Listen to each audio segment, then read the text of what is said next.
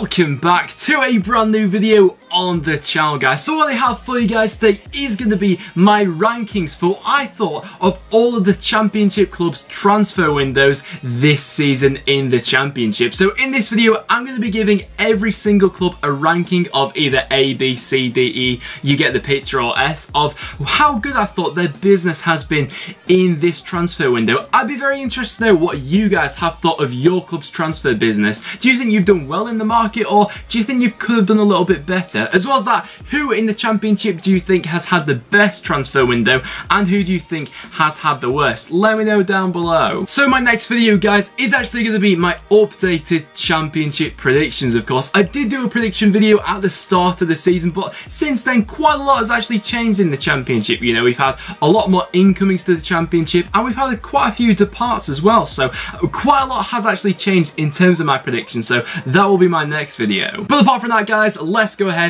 and get into some of my rankings. So we'll go through this list, guys, in alphabetical order. So coming in first of all is going to be Aston Villa. Now, in terms of Aston Villa for this season's transfer window, I'm going to go ahead and give them a B+. I think overall it was quite a solid window for Aston Villa. One thing I will say is they actually got rid of quite a bit of the dead wood they already had in their squad from last season and past seasons before that, so that's a plus for them. And as well as that, they have added quality into quite a few areas of the pitch. One thing I will say is the average age of their new permanent signings coming in is 32.75, so that's quite a few old players coming into the team. But in terms of the loan market, they've done that very well, getting players like Snodgrass and Onima. Solid window, B+. Our next side to go ahead and talk over are then Barnsley. And for Barnsley, I'm going to go ahead and give them a B. I think so far, with this window for Barnsley, it's been a fairly solid one. They managed to keep a few players that other clubs were going ahead and sniffing around. You know, a common occurrence with Barnsley in recent transfer windows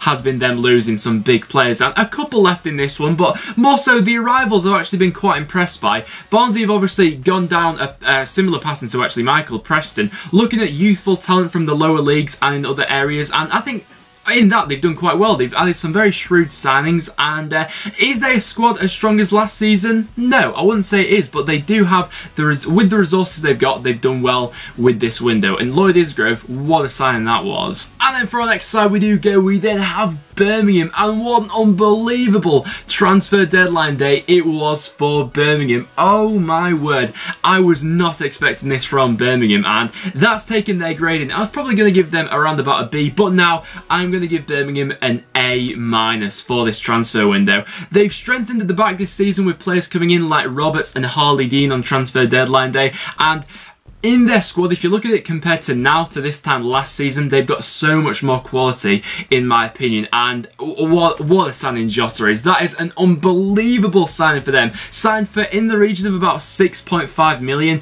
He's going to have a huge significance, in my opinion, on how Birmingham do this season. The only reason I'm not going to give them any higher than an A- is because I'm not sure all of these new signings will bed in under Harry Redknapp straight away. I think they could take some time to get going, but if they do, it could be a great season for them. Then for our next side we then have Bolton Wanderers, our first of the promoted sides to go ahead and talk over. And Bolton fans, I'd actually be very interested to hear from you guys as to what do you think of your club's transfer window. In my opinion, it's a bit of a tricky one to judge because they have been under a transfer embargo, so it's a difficult one to judge from that skill, but I'm going to go ahead and give them a C. I don't think it's been the best window for them, but equal to that, they have brought in some nice players. Adam Lafondra was a great one to get back, and Adam Armstrong at this level should score goals. Noon as well I thought was a very nice addition on transfer deadline day, but had they added enough quality to stay up in the Championship? I'm not so sure. And then coming in next of all, it is going to be probably the side who had, definitely the side that had the worst transfer deadline day. That is going to be Brentford, and I'm going to go ahead and give them a D for this transfer window.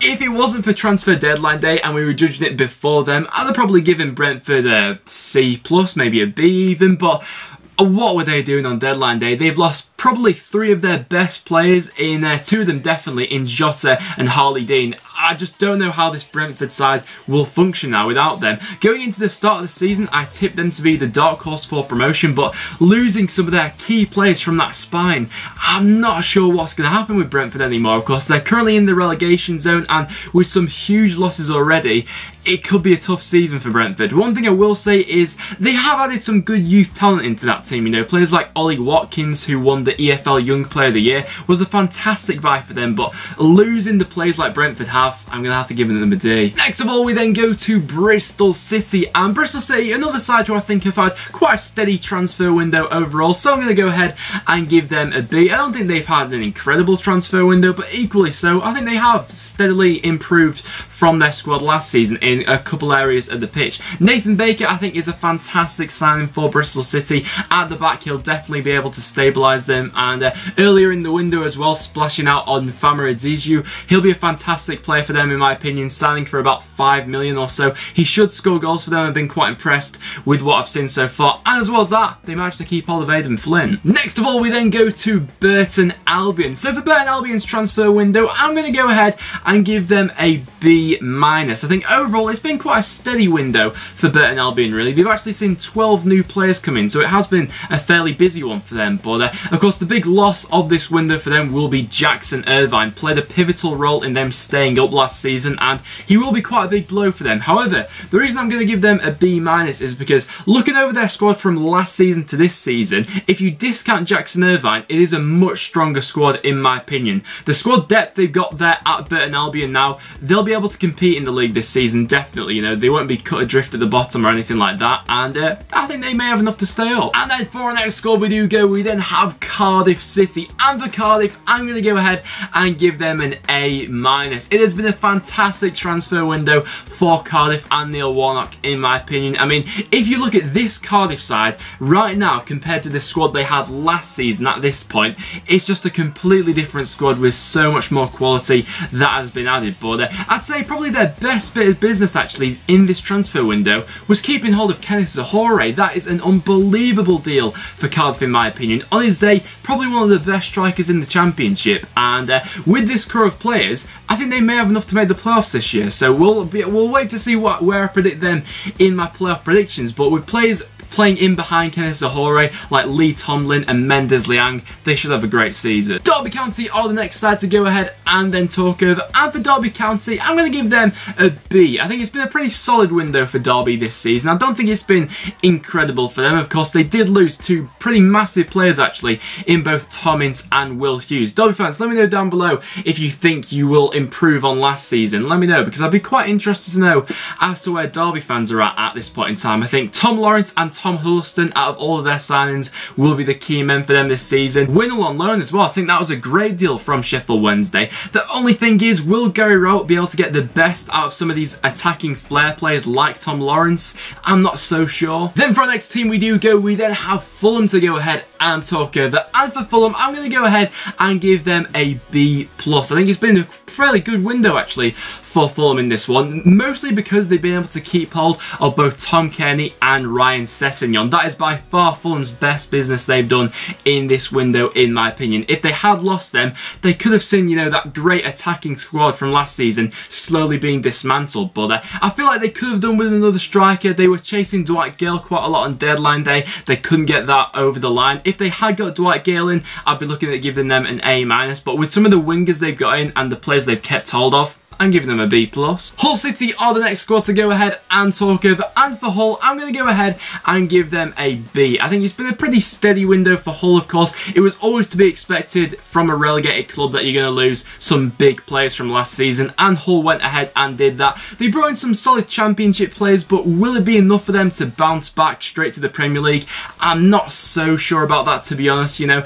Also as well, their squad does look to be quite thin with the amount of injuries they've got, but keeping Grosicki will be big for them. Ipswich Town are a side I've been quite impressed by so far this season actually, and in terms of their transfer business, I'm going to go ahead and give them a B+. You know, considering Ipswich, not the richest of clubs in the Championship, so considering their resources, I think they've done very well in this transfer window so far, and in recent years it probably is one of the best windows that Ipswich have had, so I'm going to give them a B+ for that reason. I think the striker partnership between Joe Garner and Martin Waghorn is something to really look forward for for Ipswich fans this season, and getting Hughes back as well was also a pretty big plus. The only thing they could have done with another was probably another centre-back or maybe two. That's their only downer. Leeds United, I thought, had a very solid transfer window in this one, so for that reason I'm going to go ahead and give them a B+. They've added a lot of quality in the pitch with players like Alosky and Samuel Saiz.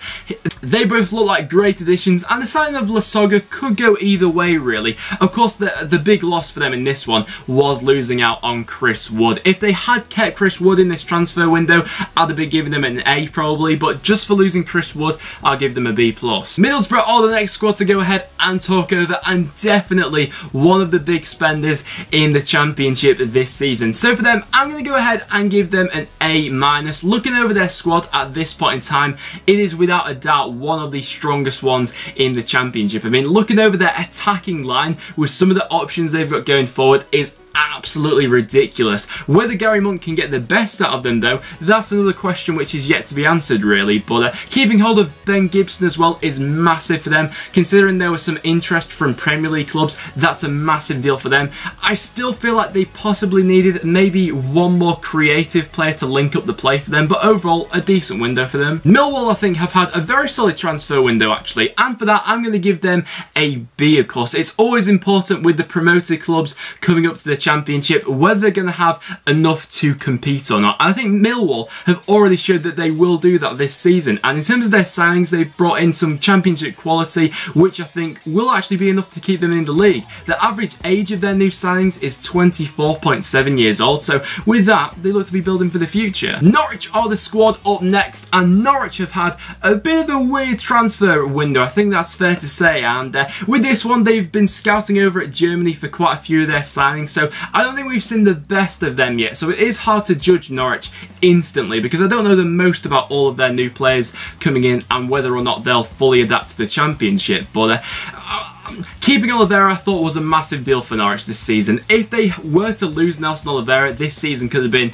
a disaster for them, but they managed to keep hold of him, and I feel like they could do with maybe another fullback or two to really bolster their squad, but Grant Hanley coming in late could be a very nice addition for them at the back. Nottingham Forest are a side who I think have had an excellent transfer window. Looking over their squad from last season, I think they've done well this season actually in getting rid of quite a lot of the deadwood and replacing them with young, hungry talent. And I'm really looking forward to seeing more of Nottingham Forest this season, as from what I've already seen of them, they are a very entertaining side to watch. Of course, the big loss for them this season was losing a Son Belonga, but with some of the attacking players coming in this year, like Murphy, Mackay and Cummings, I think they'll have replaced his goals. My club, Preston North End, are the club up next to go ahead and talk over. And in terms of Preston, I think it's been a fairly solid window for us all in all, you know. We managed to clear quite a bit of the deadwood that we had last season, and we've actually done our business fairly early on in the window, which is not something we always tend to do really, but in terms of strengthening our starting 11 with players like Maguire, Harrop and Fisher,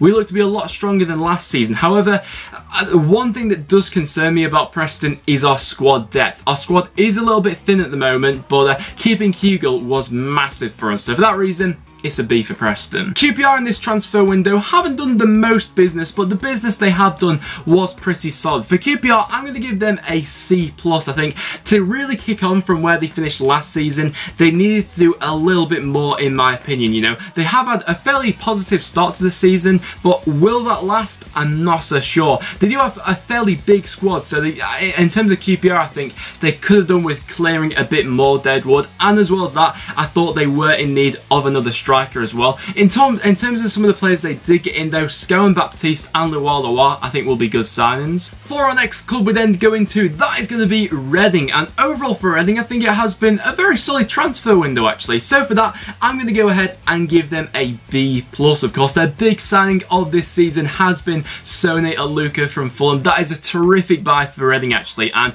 I'm actually very interested to see how he'll fit into this Yapstan system. I really think they could get the best out of him this season, and of course they did lose Danny Williams and Ali Al-Habsi, who played big parts in their playoff squad last season, and will Bodvarsson score enough goals for them? I'm not so sure. Our next club to go ahead and talk over is another one of the promoted clubs, the last of the promoted clubs. That is of course Sheffield United, and overall for Sheffield United I think it's been a very solid transfer window for them. So for that, I'm going to go ahead and give them a B, of course. On transfer deadline day, the signing of Clayton Donaldson in the last minute, a very solid one actually for Championship football. And for a promoted club, I think they've actually made some very shrewd signings. They managed to keep hold of their big players, and it's been a good window for them. Then we go ahead and go across to the other Sheffield club, of course, Sheffield Wednesday. And for Wednesday this season, I think it's been a little bit underwhelming actually. So I'm going to go ahead and give them a C+. I don't think it's been a disaster of a window for Sheffield Wednesday, but